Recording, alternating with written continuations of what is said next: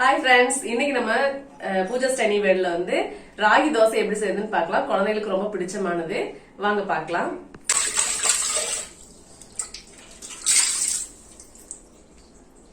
பானையில வந்து ஒரு நிமிஷம்.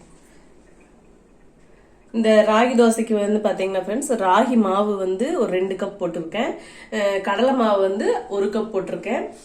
ராகி மாவு ராகி வந்து பாத்தீங்கன்னா நான் வந்து 2 கிலோ வாங்கி அதை நல்லா கழுவி காய வச்சு மெஷினில் கொடுத்து அரைச்சி வச்சிருக்கிறேன். அதனால அப்பப்ப களி கூழ் அப்புறம் வந்து பாத்தீங்கன்னா ராகி தோசை இந்த மாதிரி நான் வந்து டிஃப்ரெண்டா செஞ்சு கொடுத்துருவேன். இப்ப வந்து 2 கப் ராகி மாவு போட்டிருக்கேன், 1 கப் கடலை மாவு போட்டிருக்கேன். ரெண்டையும் போட்டு நல்லா உப்பு போட்டு கலக்கி வச்சிருக்கிறேன்.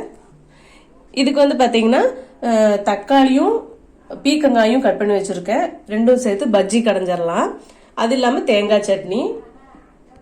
தேங்காய் சட்னிக்கு பாத்தீங்கன்னா தேங்காய், பொட்டுக்கடலை, 4 வரமிளகாய், இஞ்சி, ஒரு துண்டு, ஒரு பல்லு பூண்டு இதெல்லாம் போட்டு மிக்சியில அரைச்சிக்கலாம். இப்ப வந்து பாத்தீங்கன்னா நம்ம மண் சட்டியில தக்காளியும் பீக்கங்காயும் எப்படி பஜ்ஜி கடையிறதுன்னு பாக்கலாம்.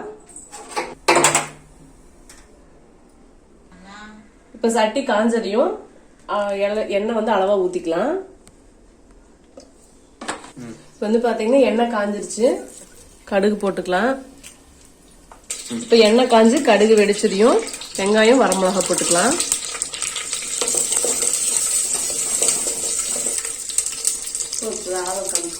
கத்திரிக்காயும் நச்சு. இப்ப தக்காளியும் பீக்கங்காயும் போட்டுக்கலாம்.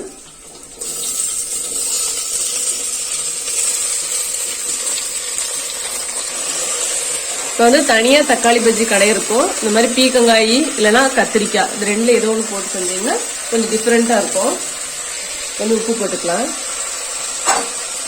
இது கூட பச்சை மிளகாய் இருந்தாலும் 2 போட்டுக்கோங்க, நல்லா இருக்கும். உப்பு போட்டுட்டா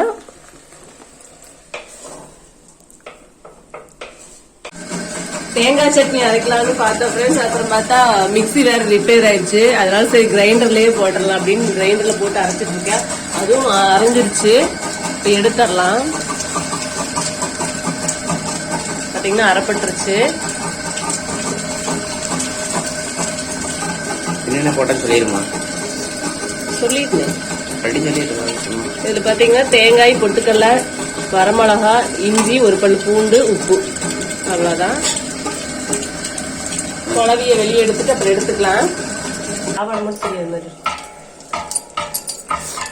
இது வந்து இருக்கிறதுனால குழவிய வெளியே எடுத்தீங்கன்னா தான் உள்ள இருக்கும் சட்னி.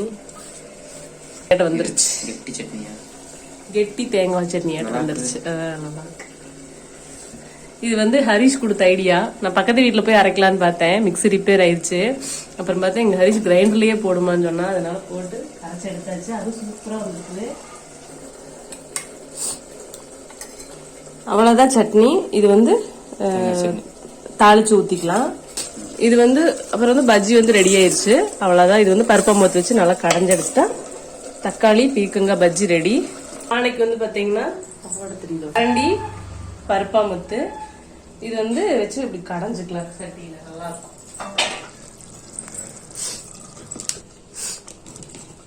இது வந்து சட்னி தாளிச்சுக்கலாம். எண்ணெய் ஊத்தி கடுகு, கருவேப்பிலை, கடுகு, கடலைப்பருப்பு, கருவேப்பிலை போட்டு தாளிச்சு சட்னிக்கு ஊத்திக்கலாம். அதெல்லாம் ஊத்துல பார்க்க வேண்டாம். 2 மட்டும்தான். அப்புறம் இது மட்டும் காமிச்சுக்கிறேன்.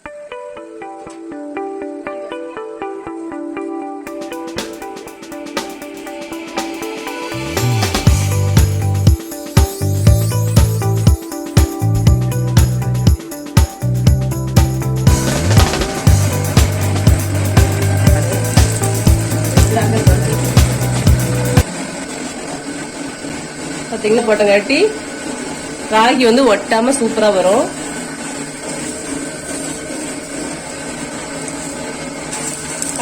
திருப்பி போடும்போது பிஞ்சிருச்சு.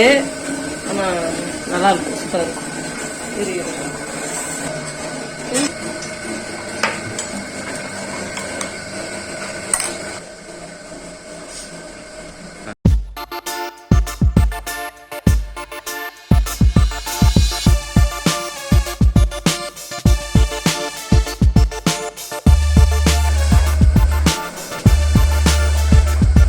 பாப்பா ஹோம்ஒர்க் பண்ணி ரொம்ப டயர்டா இருக்காங்க. ஒரு வாய் கொடுத்து பார்க்கலாம். சரிதா ஹோம்ஒர்க் பண்ணிட்டு இருக்காங்க.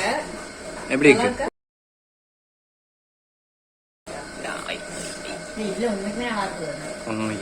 கஷ்டப்பட்டு வீடியோ எடுத்துட்டு இருக்காரு ஹரிஸ்.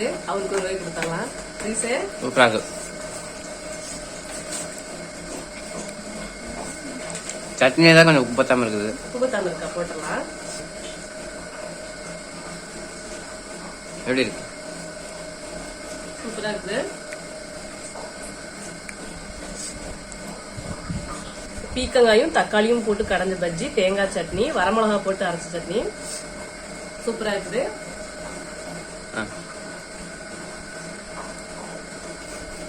இதே மாதிரி உங்க குழந்தைகளுக்கும் சத்தான ராகி தோசை செஞ்சு கொடுங்க ஃப்ரெண்ட்ஸ். இந்த வீடியோ உங்களுக்கு பிடிச்சிருக்குன்னு நினைக்கிறேன். மீண்டும் அடுத்த வீடியோல சந்திக்கலாம். பாய்.